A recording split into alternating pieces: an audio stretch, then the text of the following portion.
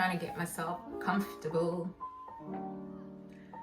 Hi, my name is Sibu and welcome to my channel.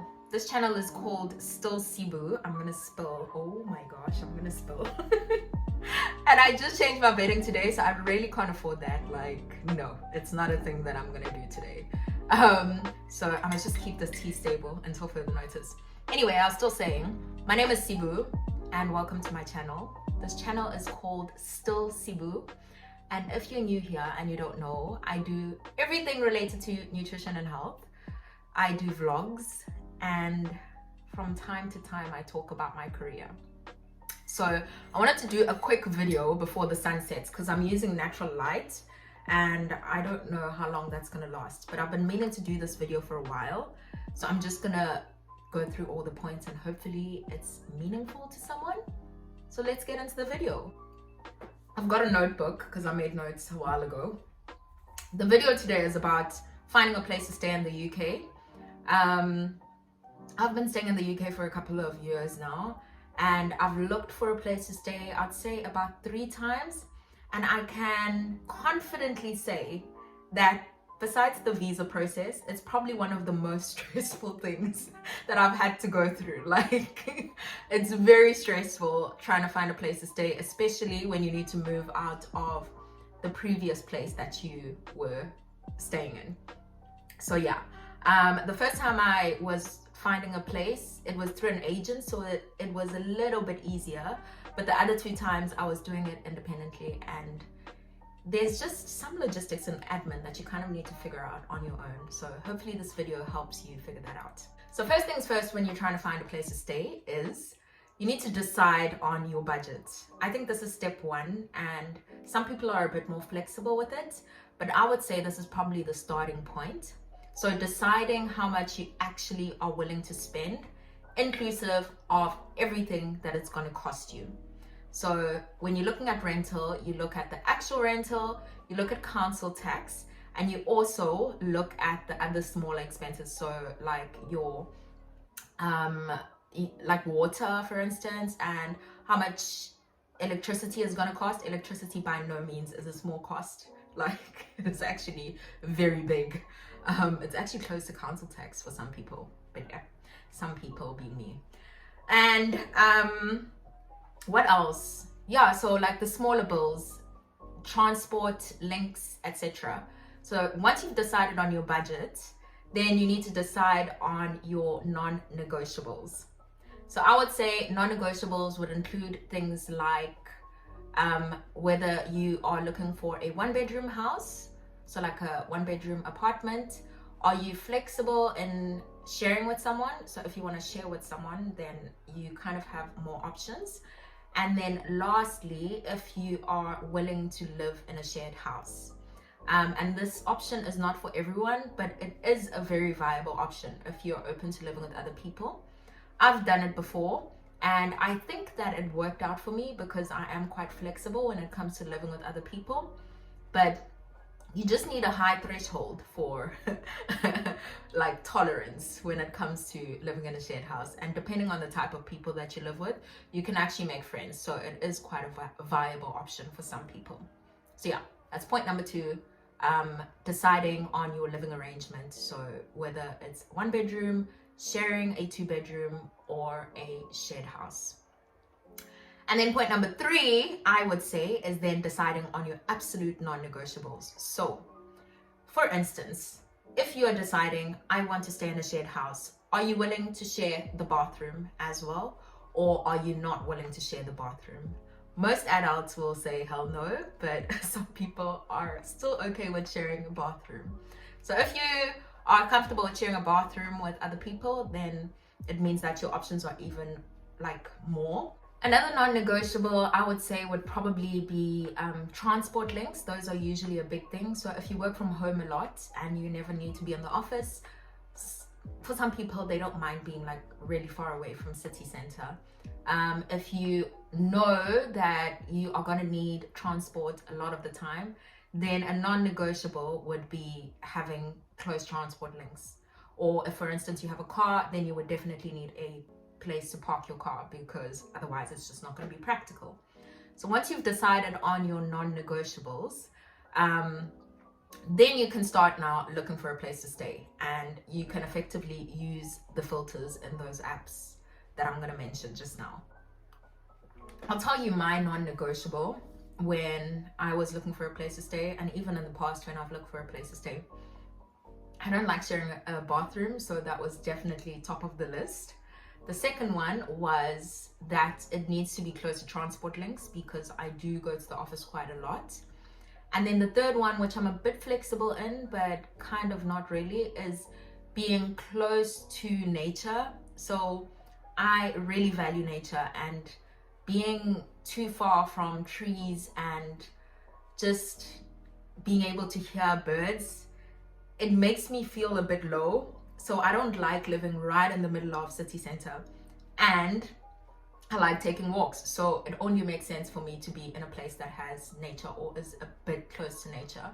The place that I'm currently staying at doesn't perfectly fit that criteria, but I suppose it's a compromise that I had to make, because I know that I can walk somewhere and be within nature. So it's a walking distance.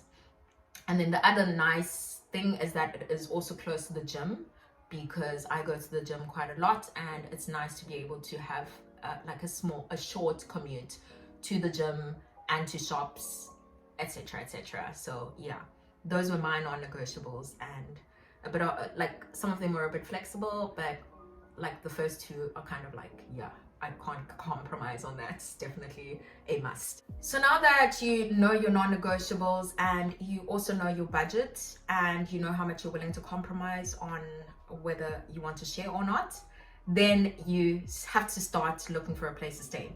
Now, I would advise, and this is also advice that someone who was helping me really helped in sharing, is that when you're moving, you need to be cognizant of when you're moving, because it affects the prices. So for instance, if you're moving around September, which is when I moved last year, you're competing with students, and the demand for rental is actually very high. And so there's a lot more people in the market who are looking for a place to stay. So you need to be aware of that. Another thing is that in September, it's less bad weather and people are more likely to move. Whereas if you're looking around December, people are not really keen on moving, because it's rainy season and it's a bit gloomy, and people are visiting home and that kind of stuff. So yeah, you kind of need to be aware. So if you have some wiggle room, try and extend your current lease so that you are moving at a much more convenient time, and you are not being inconvenienced by prices because of the demand in the market. When you start looking for a place to stay, you need to be aware that it's a very fast moving market. Looking for a place to stay, you need to be decisive. So you need to look, go do your viewings, and decide whether you're taking the place or not very quickly, because other people will snatch it up if you don't. So you need to kind of be aware of the pace of the market. And then when you start looking, so if you have never looked for a place to stay at all, I would say a good starting point, if you are willing to share, would be Spare Room. Now, Spare Room it advertises properties that are like to be shared. So if you want to, for instance, you can put up a profile, and if you want to share with someone, then you can put up your profile and state the criteria of the flatmate that you're kind of looking for. The other thing is that there are people who already have apartments and are looking for a second person to stay within that apartment. So that's quite nice, and it's quite user-friendly, like the app itself. And also it allows you to filter based on your budget needs and just the other criteria that I mentioned before, which is quite convenient. Now, if you're not looking to share with anyone, then I would recommend Rightmove. So Rightmove is great for looking for properties. You can find 2 bedrooms, 1 bedroom apartments at different places. The only thing to be aware of on Rightmove is that they quote the prices exclusive of bills. So when you're looking, you need to make sure that you're aware that it actually is not inclusive of bills. So the bills are not going to be in that price, and you need to factor them in manually. Rightmove is also really convenient for like more modern looking apartments, I've noticed. I think when you're looking for something that's more on the modern side, Rightmove would probably be where it's listed. Other places to look would be Zoopla. I know Zoopla also has like they list properties. I had to put the lights on because natural light has left the building. The sun is setting, so I had to put the lights on. But I'm trying to think, where was I? Oh, I was talking about the other sites to use. So I can't remember besides those three. There's definitely like 2 more others that I've used before in the past, and I will link those in the description box below, just in case you are actually looking for a place to stay. And then you can use some of those sites as well to look. But the thing that I noticed is that when you're looking for a place, a lot of those other sites list the same properties as the ones that are already on Rightmove. So you sometimes are just kind of duplicating efforts. But you know what? Go all out, look everywhere, especially when you're under time pressure. Now that you know exactly what your criteria is and all these sites that you can use to kind of look for your property, and you've started identifying properties that you want based on your criteria, then you need to now be proactive. Now, in my experience, right, and this has been more than this most recent time that I've looked, when you're dealing with letting agents, it's very tricky because I feel like they know that they have the upper hand when it comes to you looking for a property. And so they're not really prioritizing you. So you really need to be proactive and kind of a bit pushy at times. I'm not saying be aggressive, but you need to use an approach that's going to get you results. So I would say, when you've identified a place to stay, immediately contact the letting agents, and you can contact them via calls. Emails, you can email them. It's not as effective because, like I said, the turnaround time for properties is quite high, so it's very fast moving. So what you need to do, rather than send an email, well, I would still send the email, but on top of that, call them. And on top of that, if you can, and this is advice that someone gave me like randomly, is go to their offices. And I know that this sounds a bit extra, but sometimes it's better to just go to their offices and be like, hey, this is my criteria. I'm looking for a place to stay by this time. What properties do you have listed and when can I view them? Because at least you're in physical contact with someone, versus when you're just dropping an email and there's hundreds of emails in that same mailbox. It might not be as effective, especially when you're under time pressure. So yeah, those would be my tips when it comes to trying to kind of get the attention of a letting agent. And when you're dealing with people from spare room, those ones are not usually very problematic. With spare room, I would say it's easier because you're dealing with individuals. I would just be cautious that when you are engaging with people, don't make promises too early. So especially if you're going to be sharing with someone, try and like meet up with them before, just to suss out the vibes and see if it's someone that you'd actually be willing to live with. Because sharing an apartment with a stranger is not for everyone, and it is something that you need to be fully aware of, that you might not like the person that you have to share with. And so you don't want to make big promises and commitments and involve money before you actually are sure that you want to move in with that prospective person from spare room. So once you start doing your viewings, a couple of things to look out for, I would say, it's random things, but based on my experience, right? So you walk into the building and the agent shows you around and you're like, oh, okay. They usually show you the nice things first. Check the size of the bedroom, check the actual bed itself, things that might make you change your mind about the property. Ask whether they're willing to change it. So for instance, if you're not comfortable with the bed and how it is, ask them if they're going to be able to change the bed before you move in. If there's something that's broken, stated at the time that you are actually attending the viewing, that if you were to take the property, will they change it? So ask them those things. Another thing to check, random, open the taps, like check the water pressure.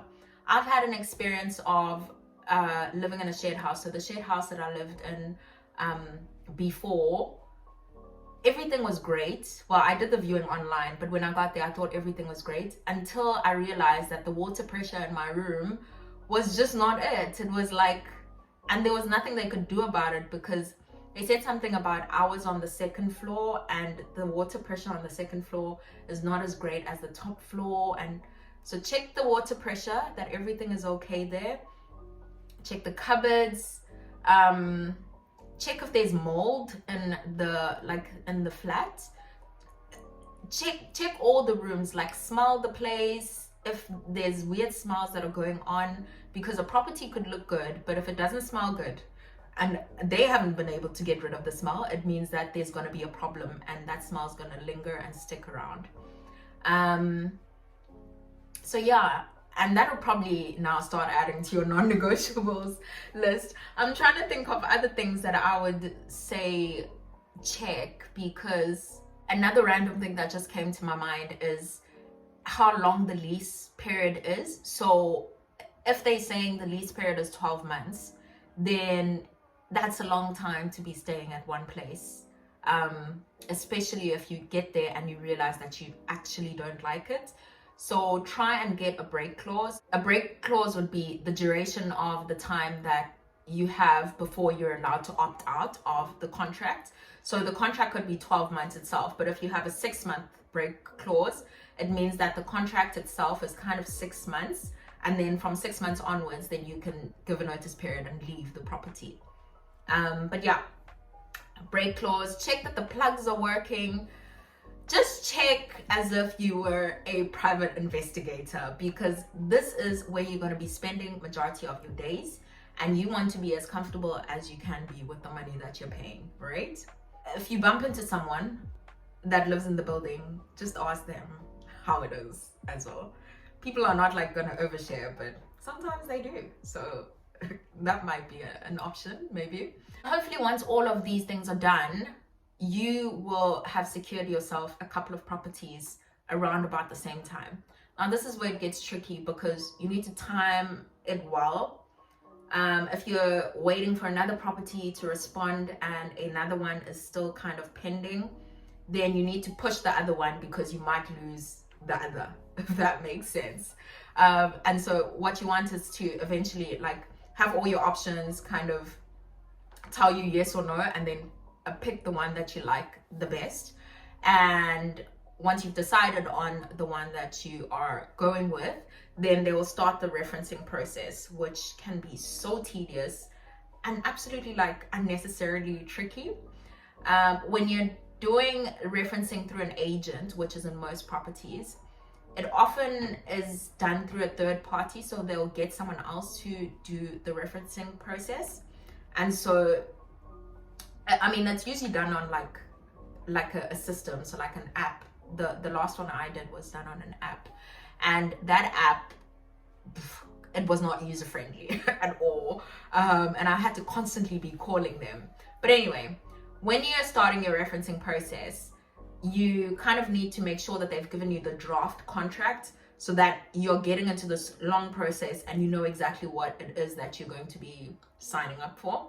Because some of the things the agent might have not mentioned to you, and it might come to a surprise in the contract. So try and get that draft contract before, read through it, and then kind of start the process. They will, in most cases, need a securing deposit up front. So that securing deposit will be like a lot lower than your actual deposit.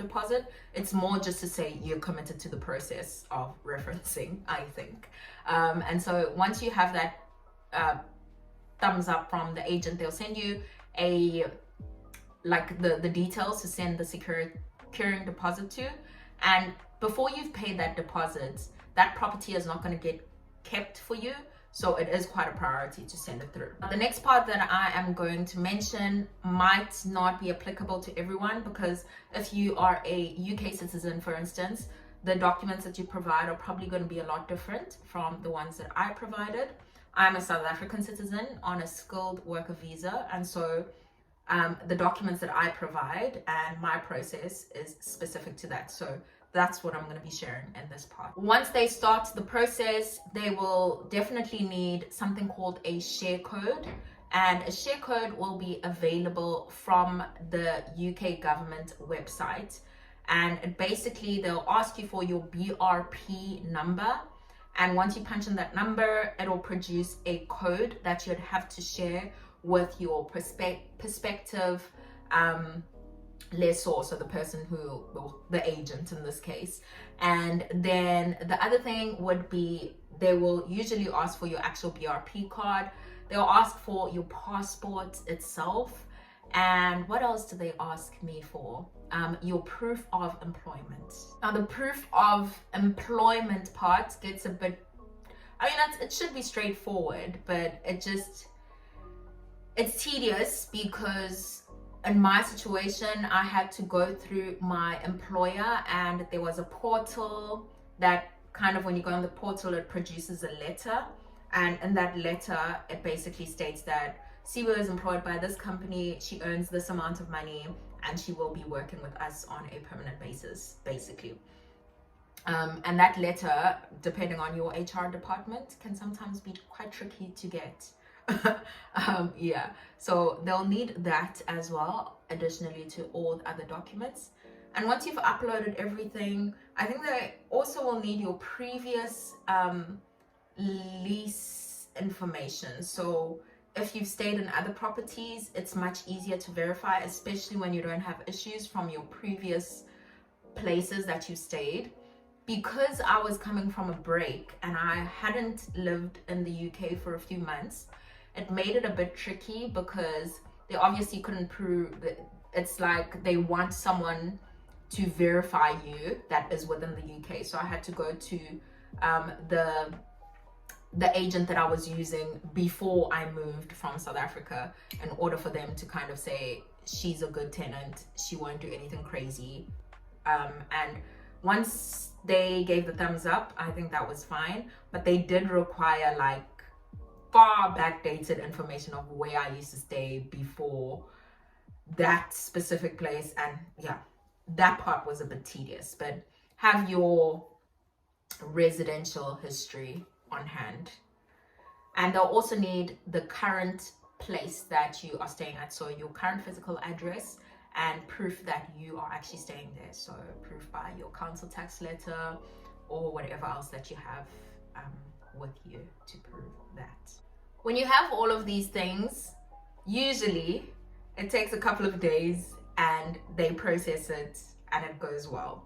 I haven't been in a situation where they've rejected my application, but I can imagine that after going through all of that and it gets rejected, it's just a bit much. But yeah, that is how the process goes. And then once it's all verified, then you can pay your securing deposits, or the actual deposit of the place, which is usually 4 weeks, or some places are even 6 weeks of your rental, and then the actual rental. So that first month of rent will be quite pricey, but then after that, it'll go back to 1 month, like normal rent prices. And if you keep the place intact, you will get your money back at the end, hopefully.